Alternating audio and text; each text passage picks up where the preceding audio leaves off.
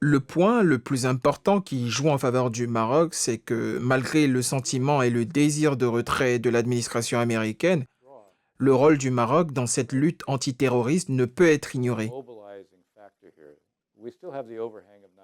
Nous n'oublierons pas sa position après les événements du 11 septembre.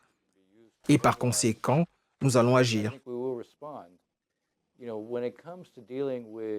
Pour ce qui est des conflits en suspens, je ne pense pas que notre rôle soit efficace, du moins dans un avenir proche. Mais pour la lutte antiterroriste, le soutien et la coopération sont de mise.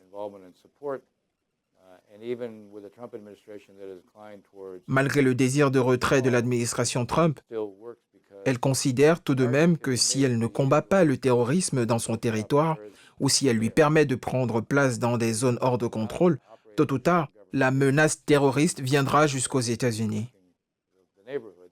Ce n'est pas uniquement les pays du voisinage. Par conséquent, je souligne le degré d'importance des conflits en suspens pour les États-Unis.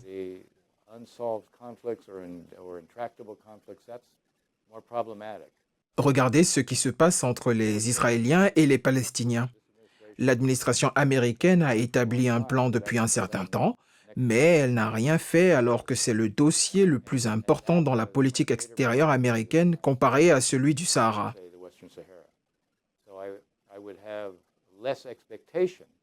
Par conséquent, cette administration ne fera rien, même si j'ai l'intime conviction que nous jouerons un rôle important avec le temps.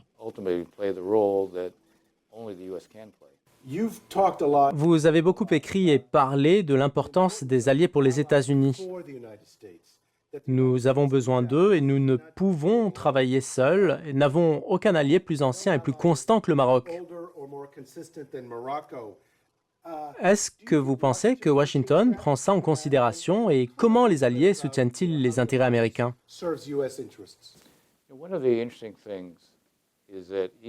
Même si on observe une certaine timidité dans les relations de l'administration Trump avec certains de ses alliés, je vous assure que dans le cas du Maroc, il y a une constante envers lui, comme pour nos alliés traditionnels comme la Jordanie.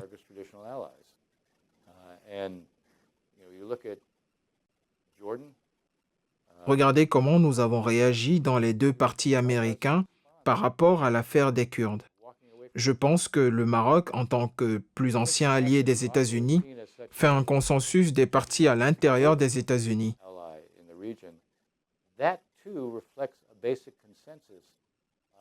Malgré le fait que le Congrès ne gère pas la politique extérieure, il est influent parce qu'il détient les clés des aides financières.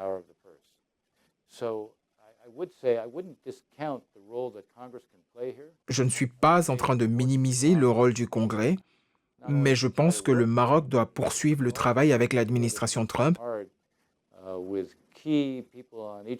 mais en parallèle, travailler avec les deux ailes du Congrès pour garantir la continuité de cette conviction sur l'importance du rôle marocain.